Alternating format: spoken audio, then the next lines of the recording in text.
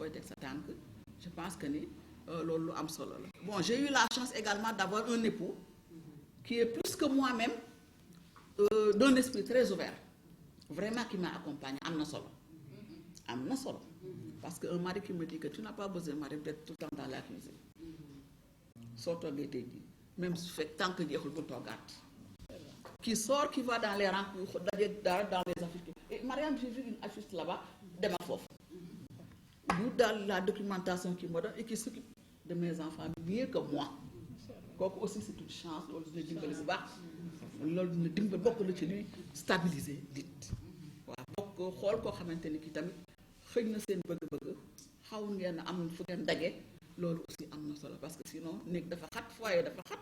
Mais j'avoue que ni ci sama militantisme pour la cause de la femme aw ma contrainte au niveau de ma famille parce que l'éducation elle est là, elle était déjà préparée là. Mais aussi en vie de couple je aw ma contrainte à ce niveau-là. Donc voilà. Ici au réseau Siggil Jigéen, cette maison-là, c'est la vôtre, c'est la maison des femmes. C'est pas pour rien que ça s'appelle réseau Siggil Jigéen. C'est la maison de toutes les femmes sénégalaises et africaines. C'est le refuge des femmes. Et nous l'avons acquis de haute lutte. Suñu alal la ñoo ko moom. Donc n'hésitez pas, et je le dis à toutes les organisations, à chaque fois que de besoin, si vous avez besoin de quoi que ce soit, venez ici. C'est un acquis de haute lutte des femmes. Je m'appelle Safiatou Diop. Je suis la présidente du réseau Siggil Jigéen. Et je suis très heureuse vraiment de retrouver les sœurs, vos aînés. Nous sommes vos aînés. Diaya. Et vraiment, je suis très enchantée de retrouver les sœurs Mariama et ma sœur Aminata.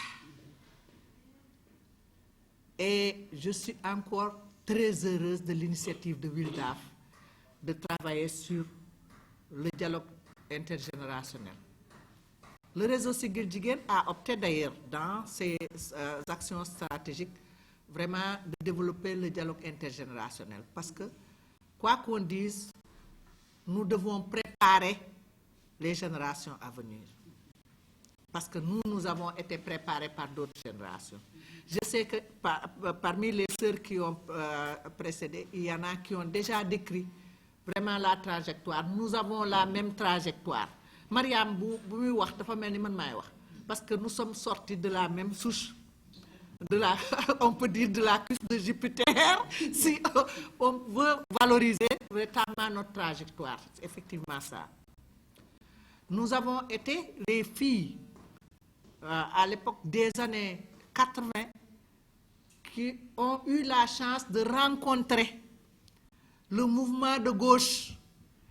Ce qu'on appelait le mouvement de gauche, c'était ce qu'on appelle aujourd'hui les masculinités positives.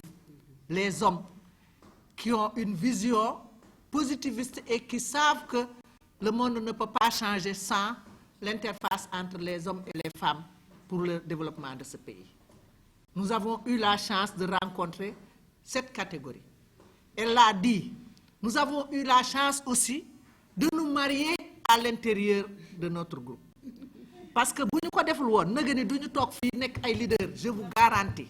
Le choix vraiment de celui qui t'accompagne, c'est extrêmement important pour ton avenir et l'avenir de ta famille. L'avenir de ta société, ta vision du monde. Et man fofu lay accès à ma intervention. On a cheminé ensemble avec le mouvement de gauche. Nous avons été formatés dans les idées de gauche. Des idées justes, comme disait l'autre, quand les idées justes pénètrent les masses, elles deviennent une force irrésistible pour transformer positivement. Alors, nous avons cheminé dans cette idéologie de gauche. Nous avons été formatés dans l'idéologie de gauche. Et l'idéologie de gauche, ce n'est rien d'autre que des valeurs positives, des valeurs de communauté, des valeurs de solidarité, des valeurs de compétence, des valeurs de générosité, des valeurs de rigueur, des valeurs de spiritualité et des valeurs de transparence, d'équité. l'unité. Voilà ce qu'on appelle le mouvement de gauche. Nous sommes sortis de ce creuset. C'est pourquoi nous sommes autour de la table du leadership féministe et féminin au Sénégal, en train de gérer nos organisations. Vous, vous êtes nos enfants, vous êtes nos petites sœurs, vous êtes nos nièces. Nous avons le devoir, nous, de vous tendre la main parce qu'on a eu la main tendue de nos aînés. Yewi, yewi. Les Marie Angélique Savané, les Marem Dem, etc., etc. Je peux citer même dans le Parti socialiste, à l'époque, il y avait des femmes très engagées qui étaient parmi nos repères. Voilà les générations qui se sont succédées. Aujourd'hui, nous sommes devant vous. Moi, ce que je vous dis, c'est que nous sommes à la croisée des chemins. Vous êtes actuellement la génération qui pense avoir la tâche la plus facile, parce que vous avez trouvé presque tout sur la table. On a lutté pour avoir l'essentiel des acquis, du point de vue de notre implication, du point de vue de l'allègement vraiment des travaux, parce que les conditions de développement ont beaucoup allégé les travaux, du point de vue de la promotion des lois. Mais moi, je considère que vous êtes la génération qui a le plus de défis. Pourquoi je le dis? Parce que vous êtes à la croisée des chemins. Le monde est en pleine mutation, en pleine évolution, y compris vraiment la dimension du Covid qui a changé complètement les rapports du monde. Nous avons fermé les 50 ans passés. Le monde s'ouvre sur les 50 ans à venir. C'est une nouvelle ère. Et vous êtes entre les deux. Et vous devez transcender la dimension des valeurs par rapport à l'ère nouvelle qui s'ouvre. Vous êtes une génération pleine de défis. Le défi, c'est quoi? Vous avez entendu la radio hier, avant-hier, les 72 heures. Il y a des valeurs et des contre-valeurs qui s'affrontent dans ce monde. Et vous êtes la génération à qui s'adressent ces contre-valeurs. Vous êtes issu d'une société avec des valeurs. Li ñu may tay ñu tok fi kenn ku ci nek tay ji ya ci sa diine ak ci sa ngëm-ngëm muy catholique bi muy julit bi da nga ancré dans une famille de valeurs. C'est pourquoi ñu jur leen toppatoo leen ba tey ngeen toog fii kenn ku ci nekk ku ci ëppul diplôme licencié doctorat lu nekk. C'est parce qu'on vous a abreuvé dans une civilisation de valeurs, mais basée sur nos croyances, nos valeurs humaines, spirituelles. Mais nous sommes agressés aujourd'hui parce que l'autre monde, qui est en déperdition totale, est face à votre monde. Et c'est vous qui êtes adressés parce que nous, def nañu li ñu war a def ba jur leen ba teg leen ci taabal ji tey. Si vous acceptez maintenant la facilité, vous allez compromettre l'avenir de vos familles. Ana kan moo bëgg jur doom ëllëg mu doon lu ne wax leen ma mu nekk dans une famille boo nga xamante ni ce qu'on appelle la famille. Une famille unisexe où il va nu mu tuddati adopter un enfant. Kan moo ci bëgg a jur doom ju demee noonu tey. Mais c'est aujourd'hui qu'il faut prendre en charge cette responsabilité pour ne pas déboucher sur demain seen doom yi fonder des familles yoo nga xam ne vous n'allez pas vous reconnaître. Vous n'allez pas vous reconnaître dans la civilisation que vos enfants auront. Et bu keroogee bu ngeen demee ba màggat ba nga xamante ni dugg bàmmeel la des ngeen am remords di ko layoo ak seeni doom. En tout cas ñun duñu layoo ak suñuy doom parce que def nañu lu ñu war a def. Mais tey jii vous êtes la génération qui est actuellement à la croisée des chemins. Ñun nag on a un devoir, mes chères sœurs, mes chers frères, c'est d'accompagner cette génération. Ndaxte seen défi bi metti na de. On a le devoir de les accompagner sur tous les plans, jusqu'à ce qu'ils puissent trouver leur chemin. d'abord accomplir des études, asseoir votre leadership, fonder une famille et vraiment participer au développement d'une vision juste et solidaire basée sur vos valeurs traditionnelles positives pour le monde de vos enfants, le monde de demain.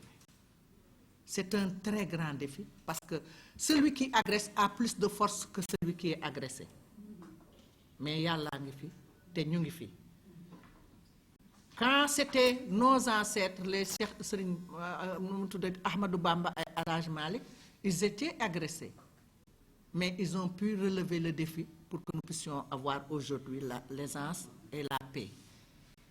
Mais vous, nous avons le devoir de vous accompagner pour que demain, vous puissiez résister à cette agression et que ça soit véritablement un monde meilleur que vous allez construire avec vos enfants.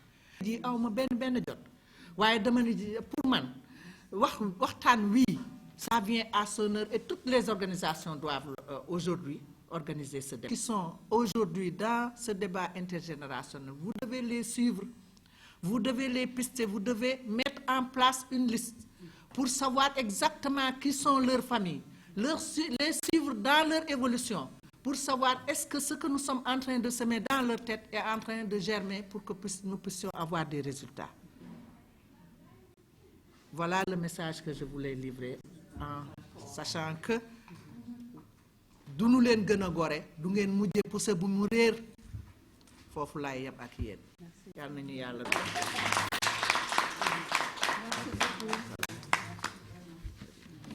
Merci beaucoup madame Sarkozy. Valeurs communautaires yi, valeurs de solidarité, compétence, rigueur, transparence, équité, même maintenant développer et charrier des contre-valeurs. Nous allons avoir beaucoup de séances. Je pense que les... Sorry, parce que lii moom mooy outil boo xam ne moom la ñu war utiliser pour wax xale yi parce que ñoom duut baaraam la ñu xam te pour am li nga bëgg il faut nga am loo gëm fi nga jëm objectif bi nga wax ne moom nga bëgg a atteindre bu la dara tax nga dellu ginnaaw demal nga continuer bu la dara fakastal nga gëm sa bopp xam ne yow nii nga yaroo fii nga war a teg parce que kee li mu war a def yow ça ne veut pas dire que yow da nga ko war a def nit ñi dañuy yar seen kër yi ci biir kër yi am valeur yu ñu gëm yi ñi suñu parents yi jox mais dañuy dem école nit ñuy wax l'école de la rue te sa faak yeneen yu ñuy gëm di ko def mais fi ndox daan taa ba léegi moom ma nga fay taa mais comme répétition dafa pédagogique bul bàyyi sa doom ak n'importe quoi surtout léegi ak nouvelle technologie yi xale yi dañu yore portable ngeen dëkk ci kër mën nañu den ak yow li ñuy wax doo ko mus a xam yow li ci nekk doo ko mus a xam lu nekk ngi ci biir nag mais la ñuy choisir yow doo ko xam wax rek nga mun mais bul tàyyi man dama parents yi bu ñu tàyyi man damay sonn di wax sama doom yi bu ñu toogee di waxtaan sax damay ñëw di wax lan ngeen di wax ñu ne kii aga deñ kumpa ma ne sarax leen ma rek mais dinaa maslaa naxante ba bu ñu waree dem dinaa di lijjanti ba xam li ñuy dem lu ñuy dox lu mu doon dinaa leen wax ni ñu war a comporter woo bu ñu fa demee bu ñu ñëwee ni ñu war a def man damay jéem rek di wax toujours te comme li ngeen di wax ci jàng bi aussi jàng dafa baax ma nee naa nit lu muy dugg daf ci war a am xam-xam mais doo dugg nii rek parce que kii dafa dugg rek nga dugg di toppandoo yàggul bi may dem di jàngi anglais ma ne leen damay jàngale parce que dama dem Màkka pour nga communiquer boo déggul arabe déggoo anglais doo wax man comme xamoon naa sa as tuut la ma jàng ba terminal ma daal ne xaaral ma dem def formation ñu ne am yow da nga bëgg jàng ma ne leen dama bëgg a bokk parce que li ngeen di def laa bëgg ngeen di man tam ma xam li ngeen def lu mu doon bu informatique di ñëwee comme madame Ndiaye li mu wax rek damay dem jàngi man daal du ma tàyyi ci jàngi parce que dama bëgg tamit xale yi ñu am tuuti xam ne kii magum jëm mu dem ba léegi retraité parce que je suis enseignante j'ai enseigné pendant 11 ans mais man tamit comme li muy wax rek moom mari boo xam ne moom mën na ko comprendre man j'ai pas eu cette chance comme sama mari enseignant la comme man mais heureusement damay sant yàlla parce que man musuma ko topp affectation parce que moom dafa kayit la fu mu dem dina fa def dara man ma toog fi ma toog j'étais dans une école pendant 11 ans dama ñëw dañu confirmer ma toog fa quand j'ai vu que kii du dem parce que moom dafa takk ay béjjënam di jaar nii man mënuma ànd ak moom te sëy bi dama koy conseil parce que boo nee nii sama yaay ni ma toogal waaw ku retraité toog ku amatul toog ku nangam xam nga loolu yëpp dafa yàgg yoon bu yàgg la ma ne comme noonu la naa seet leneen lu may def ma daal di dugg départ volontaire ñefe j'avais une amie qui nekkoon à l'éducation ma daal ne ko dossier bi sa dossier la gis nga bu yóbboo nga topp ko moom da koo topp ba ma bokk si ñi doon dem après ma def fi ñëw fii IFP à Dakar def analyste programmeur ma dem góorgóorlu jàng noonu laa continuer après ma dugg si développement comme ni muy wax rek association bu am loo am rek ma dem dugg ca noonu laa nekk Thiès ba jeey na ba mii ma dugal sax moom ma ñëw woon ni ma kaay nga dugg fi parce que yow xam naa rek yow xam naa li ngay def yow li ngay def ak li may def benn la ci laa duggee ni Wildaf boobu ba léegi je baisse pas les bras sama doom yi noonu laa leen éduqué tout en gardant valeurs yi nga am ci sëy ñoom ñëpp ñi ngi seen sëy macha allah mais damaa doylu man dañ ma yarluwaan sama tante moo ma yar musuma ñaan ndéwénal musuma taajaboon yooyu xaw ma ko te wàññiwu ma dara ba ku ma yar sax noonu laa la yare parce que boobu bu ñu kaasee ma ne leen man defuma ko te wàññiwu ma dara maa ngi bokk ci nit ñi di dox sama dox conserver samay valeur kon loolu def ko ñàkk koo def amul benn sens kon xam nga man ay bugg ay xew ak yooyu yëpp du sama problème ñoom musuñu sama doom yi musuñoo laaj tabaski wala korité lu ñu leen di ñawal bokkuñu ci ñooñu ba ñuy marié man maa jël sama xaalis ma dem Sandaga dox dugg rue de Thiong xool lu ma neex ma jëndal leen li ànd ak jamono rek te dinañ xam fi ñu koy teg ñu ñëw lu ma leen jox doy na leen gisuñu seen xaalis ba léegi te laajuñu ko waaw kon nag ma ci sant yàlla daal moo tax ni ngeen ñaaxe xale yi ni ñuy def nii tey daf ma neex daal man noonu laay dundee. am na ay éléments yoo xam ne yu jëm ci par rapport ak. man fit laay doxee man tëlewuma dara parce que sama maam daf ma daan wax ni leader mooy njiit te njiit du ne xawma du ne mënuma luñ ma ne ndax xam nga ko ma ne waaw luñ ma ne ndax mën nga ko ma ne waaw parce que su ma génnee foofu date ba may leen di jox ni dinaa fa ñëw leeral leen lool dinaa génn dem fekk sama nawle yi laaj leen ñu xamal ma Njaaye dafa wax ni léegi tukki na fu nekk effectivement man dem naa fu nekk am na ñoo xam ne sax en France ci ville boo xam ne sax wax dëgg yàlla ñoom def nañ ma experte internationale ci les droits de la femme parce que xam nga lu tax ñi ma encadré ñi ma formé dama wax ni man Radi moo ma formé temps yooyu Marianne Koulibaly moo fa nekkoon Daba Gaye ak Oulimata Gaye donc ñu formé ma xamoon ne mag laa jànguma mais bëgg naa li may def te bëgg naa xëcc sama yeneen nawle yu jigéen yi jàngul ba ñu mën a yegsi fi ñuy jàng yegsi ñuy toogandoo parce que loolu mooy neexal ànd su fekkoon ne ñu jàng rek ñooy toog di kaas di xëccu seen xeex du am solo parce que il faut ñu fekk ñu mel ni ñun nga xam ne xamuñu ñu xamal ñu ba ñu mën a yeeje leen man dama dem ci benn groupement di def benn causerie di leen wax l'importance de l'état civil ni mu amee njariñ soo amee doom ñu war ko déclarer suñ la takkee nga war a am certificat de mariage su nit deewee ñu war ko wutal certificat de décès expliquer ba benn bis ma dem ci benn groupement di wax benn géwél ni ma nii dimbale ñu nag xam nañ ne léegi ku ñu takk da ngaa war a wuti certificat de mariage te xam nañ ne boo amee certificat de mariage bi même sa jëkkër bu déclaré wul doom ji yow mën nga koo déclaré ji soo sawarulee mënoo dem sax soo joxee photocopie ak certificat de mariage bi ñu dem déclarer la ko kon mën naa wax ne atteindre naa sama objectif te yaakaar naa ne ñi ma formé woon atteindre nañu seeni objectif may wax ni yéen ñi am chance su jàng am ngeen ay xarit am ngeen ay mbokk yoo xam ne fi ngeen egg ci jàng ñoom yegguñu fa kon xëcc leen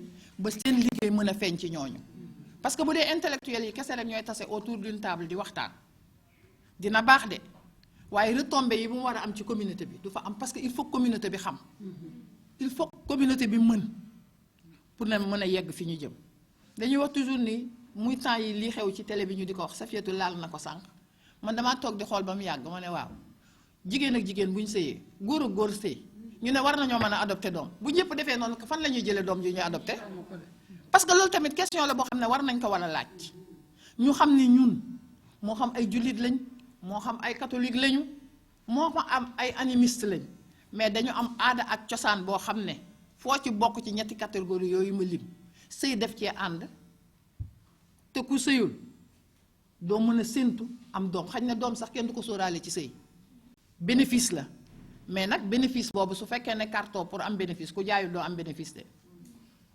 kon boog loolu tamit maa ngi leen di wax ni ngeen di ci bàyyi xel di wax ni lu ngeen mën a def te amu leen fit doo leen sori gis nga diplôme yi lu mu bari te amoo fit doo sori diplôme yi lu mu bari te amoo engagement gëmoo dara xam nga xaalis neex na torop wante am na lu ko gën a jiitu li ko jiitu mooy nga xam mën xaalis bi doo rëy xaalis bi mën na la dab mais xam-xam bi ab gëm-gëm gi du la dab mukk te su la loolu rëccee rek raté nga sa vie. Donc ça tourne, hein, ne bouge pas.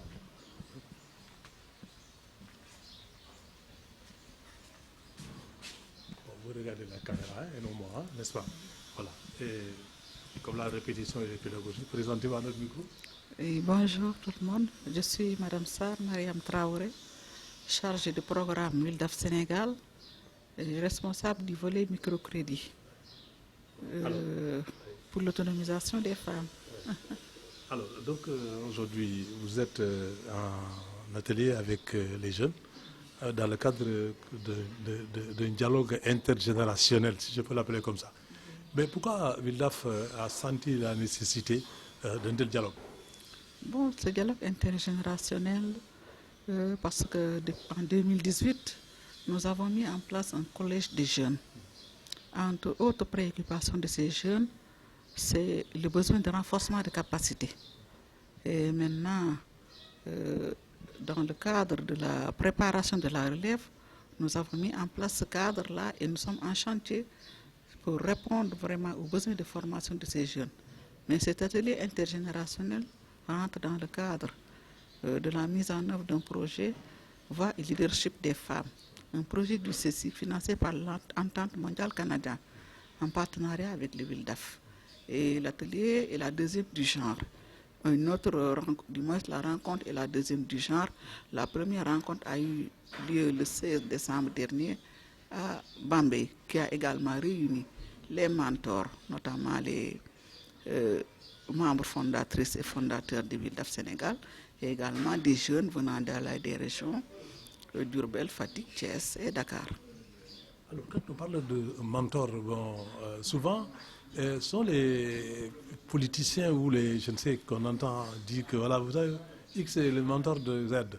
Bon, alors, ce vocable mentor, pourquoi vous l'avez choisi, n'est-ce pas, pour, dans le cadre de la formation de ce dialogue avec les jeunes? Le concept mentor, c'est seulement le fait des personnes, des aînés, qui sont là dans le milieu associatif, qui accompagnent les jeunes pour le transfert de compétences, pour le transfert de connaissances, pour ces jeunes qui doivent assurer la relève. Voilà, parce que bon, nous avons senti la faiblesse du mouvement féminin en termes de participation et d'activisme.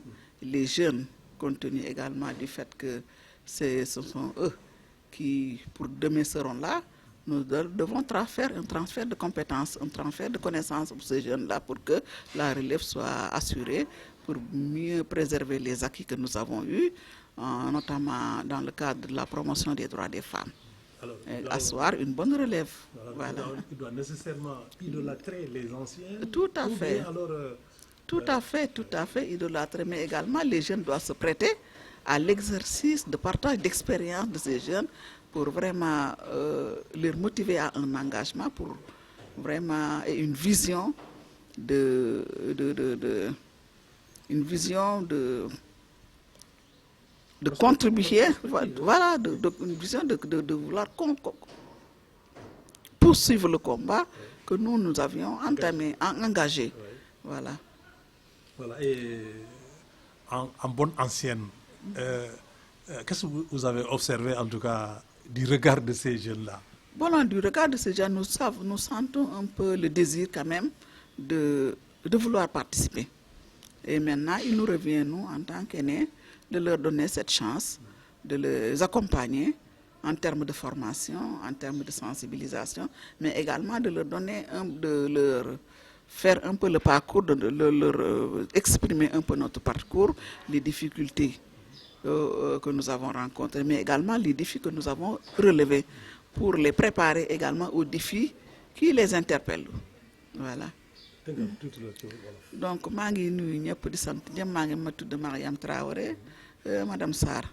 Nous sommes ici ci réseau Siggil Jigéen WILDAF di organiser benn rencontre intergénérationnelle maanaam di organiser ndaje boo xamante ni dafay dajale mag ñi nga xamante ni bii ñoo fi nekk bi organisation bi sosoo ak léegi ak jeunes yi nga xamante ni bii andi nañ leen mettre nañ leen en place cadre boobu muy collège des jeunes ñu mettre ko en place depuis 2018 ndax xale yi tey mooy magi ëllëg donc temps liggéey bi nga xamante ni bii tàmbali nañ ko ci wàllu démocratie ci wàllu travailler pour la promotion des droits des femmes ji xale yi tey ji ñoom ñoo war a continuer loolu te léegi nag pour ñu continuer loolu il faut que ñu jox leen ay jumtukaay il faut que ñu partager ak ñoom li nga xamante ne ñun dund nañ ko également leur faire aimer vraiment le goût de l'engagement de travailler vraiment pour la bonne cause voilà. loolu moo ñu tax a jóg tey jii kooku nag ñu ngi ci ki ñu ciy accompagner mooy le CECI à travers le projet VLF Voix et Leadership des femmes bi nga xamante ne bi ñu ngi en partenariat ak ñoom ak yeneen 20 autres organisations ak 5 réseaux ñu fas yéene ñu ànd ak moom fii ak juróomi at incha allah ngir tabax un mouvement vraiment fort abax également un mouvement fort vraiment pour poursuivre le combat pour la promotion des droits des femmes. alors am na ay jaar-jaar yu bari yoo xam ne nettali nañ ko fii. waaw léegi nag yow en tant que mag. waaw xale yi ci seen xool yi. waaw loo fa jàng yow. xale yi bon il faut ñu tàggat leen ci xamal leen ne que yëf yi bëgg-bëgg la d'abord engagement la bëgg-bëgg la engagement la également et il faut nga aussi obéir à certaines valeurs ndax tey jii koo xamante ni kii liggéey de développement liggéey la boo xamante ni bu très passionnant mais liggéey la boo xamante ni bii aussi doone tey damay am li ma soxla lépp da ngay topp ñu lay jàngal ngay raam ndànk di ba nga egg fa nga bëgg a yegg ndax tey jii njëriñ loo fekkee rek am na ñu ko sonne woon waaw loolu nag la ñu bëgg xale yi aussi inspiré wu ci loolu inspiré wu ci valeurs yooyu de patience d'abnégation de courage ngir mën a jàpp liggéey boobu continuer ko incha allah pour la bonne cause pour la cause de la démocratie pour la cause de l'épanouissement des droits humains des femmes donc vraiment maa ngi leen di gërëm di leen sant bu baax a baax. Allez, et ça tourne, non?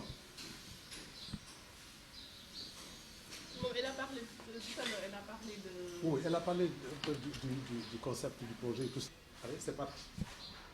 Voilà. Présentez-vous à le micro. Bonjour, salam alaikum. En français d'abord. Oui, bonjour, je me présente, c'est Djemé Djeynaba, membre du Collège des jeunes du WILDAF Sénégal. Vous êtes le président ou membre du gouvernement? Je suis membre du Collège des jeunes du WILDAF. Voilà, donc aujourd'hui, anciens et jeunes font face à face ici dans cette salle, Oui. Pour parler un peu du dialogue intergénérationnel. Alors, qu'est-ce que ce dialogue revêt pour vous, jeunes? Alors, ce dialogue revêt vraiment une importance qui est capitale à notre niveau, dans la mesure où nos mentors sont là, ils ont beaucoup apporté à la population sénégalaise, plus particulièrement aux droits de la femme, aux droits humains d'une manière générale. Alors nous, on a senti le besoin d'échanger avec nos mentors pour savoir comment elles ont fait pour en arriver là, quelles sont les contraintes qu'elles ont fait face et comment elles ont pu allier les études, la vie associative, mais au-delà aussi de la vie associative, mais aussi la vie sociale, parce que c'est pas du tout facile d'être dans des mouvements féminines ou bien d'être activiste dans ce pays, parce qu'on va vous traiter de tous les noms, il y a certaines familles qui ne comprennent pas les enjeux, ils ne vont pas être d'accord, certains parents ne sont pas d'accord, ainsi de suite, ainsi de suite. Alors nous, on a senti la nécessité de dire, ok, on a nos mentors qui sont là, elles ont allié ou ils ont allié les études, ils ont réussi professionnellement, socialement et tout. Donc on a senti la nécessité au fait de se rencontrer, de se rencontrer pour pouvoir échanger avec eux. Parce que c'est hyper important. Vous les avez idolâtrés. Oui, en fait, quand je dis, j'ai commencé par dire nos mentors, parce que ce sont nos idoles. Quand je dis mentors, ce sont des personnes de référence, ce sont des personnes qui nous inspirent. Parce que elles ont, je le disais tantôt, elles ont beaucoup apporté à la société sénégalaise. Et nous, on est en train de suivre leur pas. Vous étiez assoiffés Exactement, de prendre la relève, parce que eux aussi, ils ont compris vraiment la nécessité de former ces jeunes-là. Parce que c'est vrai, quand nous, Wildaf a été créé depuis 1990, donc ces membres-là, ils ont pris l'âge, ils ont dit, ok, il y a certaines choses, elles peuvent pas ou ils peuvent pas le faire. Donc qu'est-ce qu'ils ont dit? Ils ont dit, ok. Donc, on va former ces jeunes-là pour qu'on puisse assurer la relève. Parce que ce n'est pas n'importe jeune qui va assurer la relève. Et c'est un travail qui est très important. Donc, il faut former ces jeunes-là en droits humains. Parce que quand on parle de Wildaf, on sait que Wildaf utilise l'instrument juridique pour la femme. Donc, ils ont senti vraiment la nécessité de dire qu'en fait, on a des jeunes, on va les former. Et où on est très content, je veux dire où, parce qu'il y a des filles, il y a des garçons, de pouvoir en fait, suivre les pas de nos mentors. Salam alaikum, je suis Dieynaba Diémé, bokk ci collège des jeunes du Wildaf Sénégal. damay ñëwaat ci li ma doon wax sànq rek tey dañoo ñëw fay Wildaf tey dafa organiser benn rencontre intergénérationnelle c'est-à-dire rencontre boo xam ne entre ñun la ak suñu mentors yi suñu ay idoles suñu ay références ñoo xam ne ay mu nekk ay góor ay jigéen yoo xam ne dañ fay yàgg nekkal sénégalais dañ fay yàgg ñu naw leen bu baax a baax ba seen jëfin ci nañuy doxee ak seen xam-xam parce que dañoo bëri xam-xam elles ont fait vraiment des choses am na lu ñu liggéey ci société bi alors bu ñu leen gisee ñu def leen ay idole def leen ay référence ñu naw leen loolu ñu ne tey jii métti na Sénégal tey jii ngay dund ci benn société boo xam ne peut-être am na ñoo xam ne comprendre ñu ñun lu ñuy def am na ñoo xam ne comprendre ñu tey au fait rôle des associations organisations yoo xam ne dañ fay nekkal jigéen ñi dañ fay nekkal être humain mu nekk góor nekk fi jigéen c'est difficile donc ñu ne tey dañ leen dem gis ñu wax ñu ñoom nan la ñu def tey ba mën a réussir ci société bi ci dundun bi mais au-delà mais aussi sur le plan professionnel parce que ce sont ay nit yoo xam ne lañu dañuy liggéey am nañ famille comment nu ñu def ñoom tey ba mën a réussir loolu après ñu ne waa suñ ay mentor nañ daje ak ñoom waxtaan ñoom aussi ils ont compris wala ñoom tamit comprendre nañ enjeu bi parce que comme naa nga ko waxee sànq Wildaf Sénégal dañ ko créé depuis 1990 ñi fi nekk ñi ay mag lañ am na loo xam ne mënatuñu ko def ñu ne mënatuñu ko def te am nañ ay jeunes yoo xam ne ñu ngi suñu ginnaaw ñoom tamit ñu ne en fait léegi nag nañ leen former parce que dafa am benn relève boo xam ne moo war a ñëw relève bi c'est-à-dire ñun ñu ñëw ñoo leen jóge leen fii ñun ñu ñëw toog déedéet dañuy nekk seen ginnaaw di jàng di après ñoom tamit ñu ngi tette ñu won ñu lu bëri loo xam ne ñun xamuñu ko ñuy topp ñu duñu jàngal ñu ne nag dañu former collège des jeunes bi collège des jeunes bi laa formé ko mu am ay jeunes yu fi nekk muy am na ay góor am na ay jigéen dañu nekk di liggéey pour les droits humains ñu formé ñu en droits humains bàyyiwuñu góor bàyyiwuñu jigéen mais au-delà des droits humains mais l'autonomisation de la femme parce que xam nañ tey Sénégal tey jigéen demal boppam metti na jigéen amuñu ressources yu nécessaires yoo xam ne tey jii dina mën a demal boppam même aussi xam nañ ne fi jigéen tey pour mu doon suuf dafa metti Sénégal donc ñu ne nañu jël relève générationnelle bi ñu continuer suñu travail bu ñu nekk di def liggéey bu ñuy def parce que xam nañ ne liggéey bi am na solo leen ñu suñu toogee defuñu relève bi rek formé wuñu yeneen jeunes rek mun naa am liggéey bi dina réer du servir beneen génération tey jii loolu moo ñu fi indi tey jii pour ñu waxtaan ak ñoom tamit ñu won ñu laaj leen ñun lan lañu xalaat mais aussi ñu laaj leen aussi ñoom nan lañu def ba yegg si tey fu ñu yegg ak ñun tamit nan la ñu war a dem pour yegg feneen jaajëf alors